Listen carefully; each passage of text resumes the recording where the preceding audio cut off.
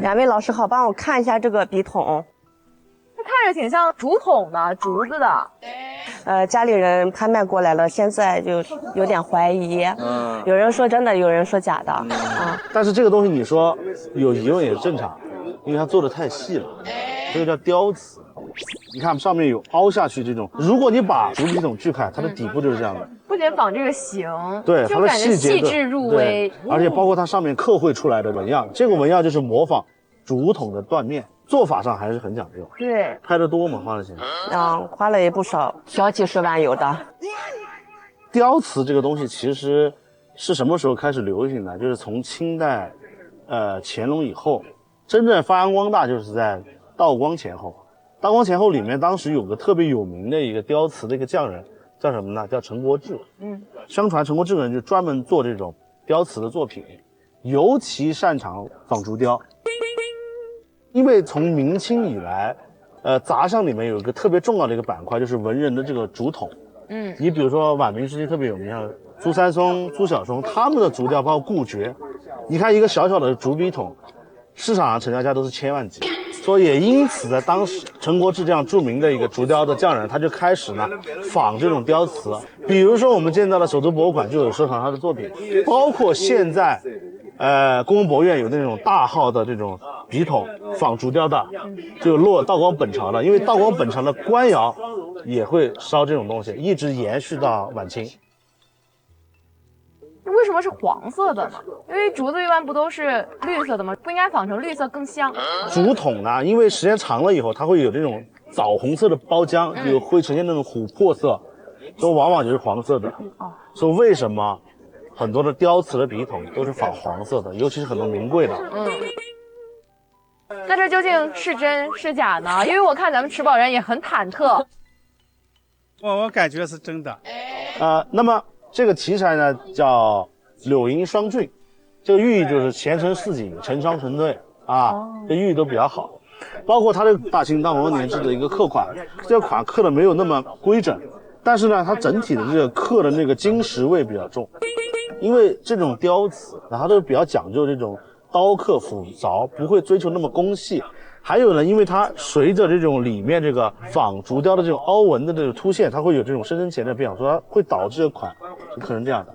其次呢，就是露胎部分，这个胎的胎体是很讲究、很精细陶炼的那种胎体。然后呢，你看它的内膛是一层薄釉，而且里面呢就是有这种原始的一些脏旧的包浆的痕迹在里面。尤其是呢，这个光泽在晃动的时候，它随着这个雕刻的深浅层次的变化，这个光泽也有一些曲线的一个变化。而且呢，它的一些像这种神态细节，刻的呢都是非常的这种有立体感，而且呢，这种比例关系拿捏很准确。那么经我鉴定，这件东西是道光本朝官窑的一件真品啊。那它现在这个市场表现，我们来做一个参照啊，就是因为这类的最高的记录是在香港保定卖过一对，大概是200多万，但是它比较大，这个是属于这种案头小纹仿，它尺寸，因为它是全美品相嘛，所以这件如果正常市场流通，大概是36万元人民币。差不多。恭喜您鉴宝成功，送上华玉之门的收藏证书，恭喜！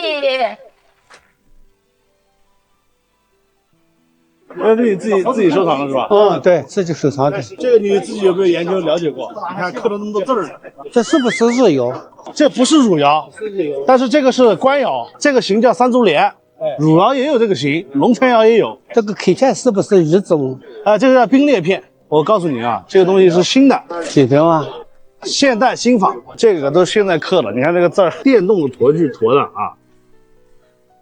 这种我们所说的这种冰裂片，短期烧的，电窑烧的，所以这个釉特别的平整，没什么变化，这釉里外很均匀，统一做旧的。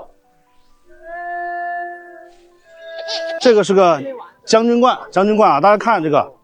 这落了一个康熙款，这种款如果对一般都是康熙后期的，画的呢就是这个一路连科啊，你看这个一路连科画的啊，你看这风格啊，五彩，上面呢盖子上将军盖罐上面连翅鸳鸯，这件我们也看了一下仿品，像您这个上面这种绿彩，这都现在料调的，这和康熙那种很好的那种很透亮的料的质感完全不一样，而且笔触大家看啊，这个莲池的鸳鸯画的，你看这个结构拿捏的不准确，这个没有什么写生的玉，绘画功底很差。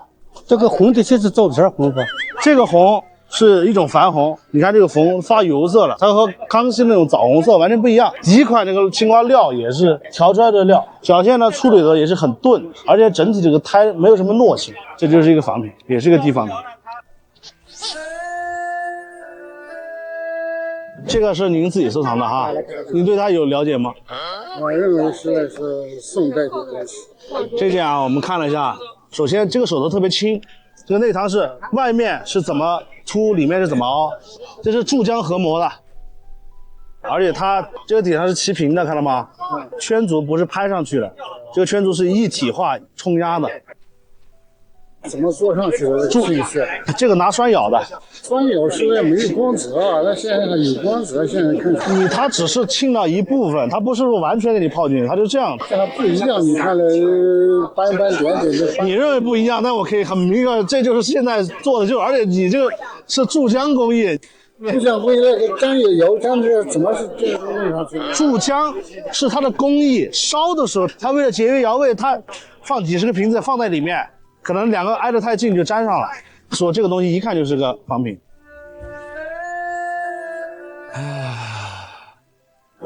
这个啊，如果对是乾隆的官窑了，这种呢一般珐琅彩比较多一点，但是它写的是一个青花款，就属于这种洋彩类型的。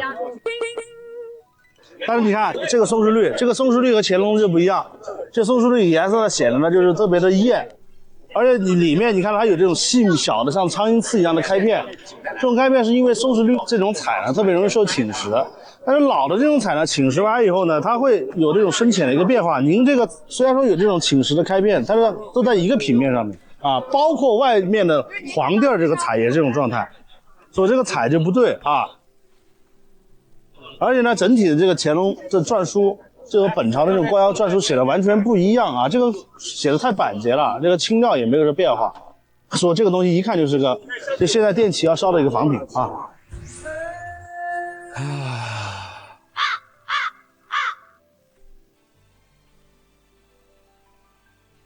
这两个是一对儿。两个一模一样的是吧？祖传的手镯表面呢都有这个提油的，东西是老的，但是材质和雕工都比较差。有一定价值，但是不是太高。这是哪个朝代的，知道吗？明代的。这个纹饰不一样。纹饰不一样，都是一类的东西。你看这个玉啊，这个上面这个提油啊，染的这个黑色啊，都是一样的。大概就是市场价值就是几千块钱一只吧。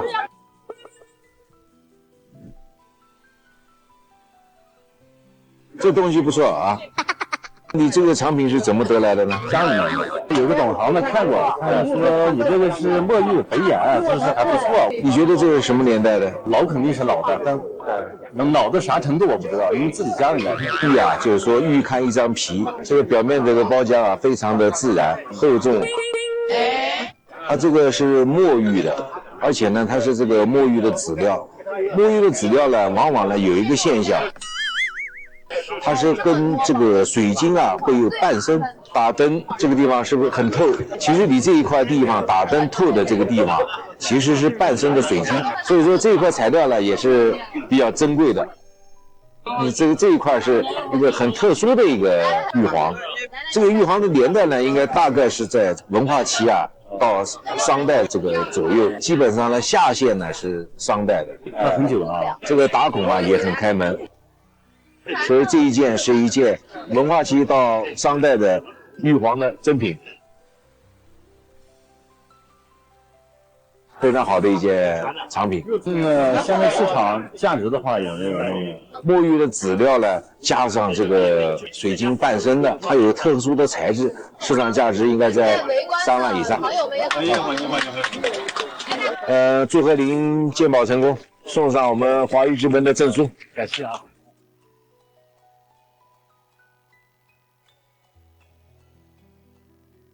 大家好，这是我的传家宝。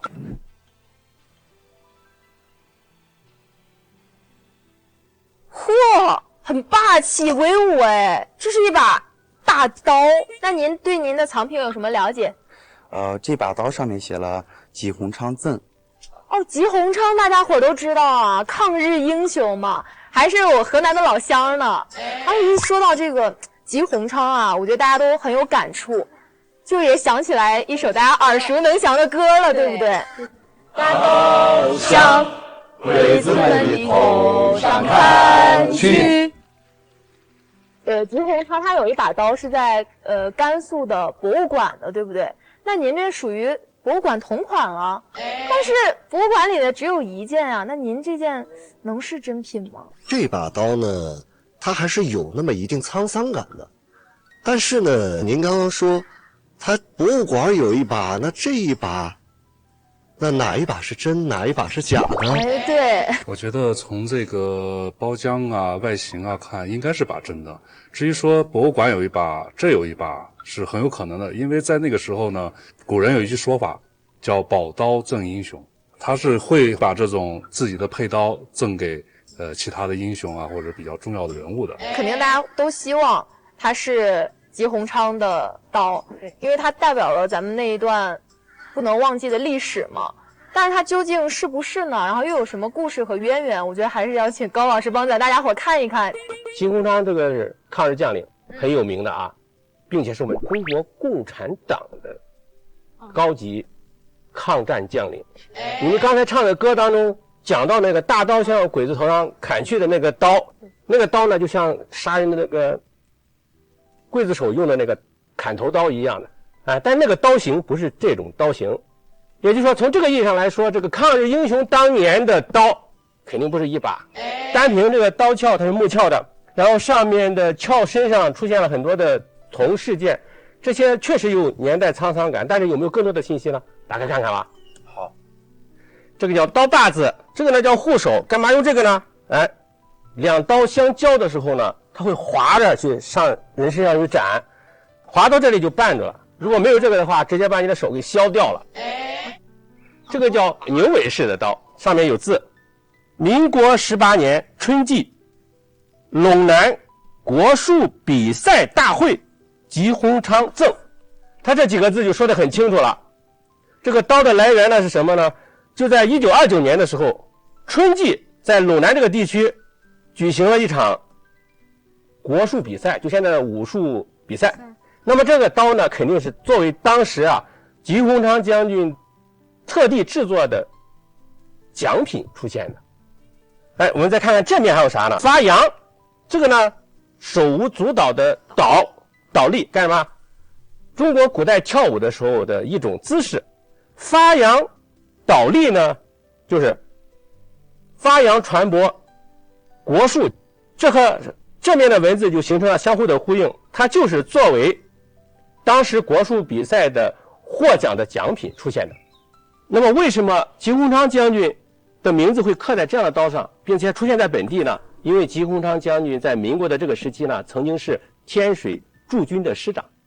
甘肃省博物院里边呢，确实有一把同款的一模一样，推测的话极有可能总共有3把，是冠军、亚军和季军的奖品。您的这把呢，到底是谁得了这把我们也不知道，它就是这件事情遗留下来的一个非常重要的物证，真正意义上的传家之宝，传播了这个器物，传播了这个器物精神，传播了这个历史上的一个非常重要的一个事件，还在你们本地，是不是啊？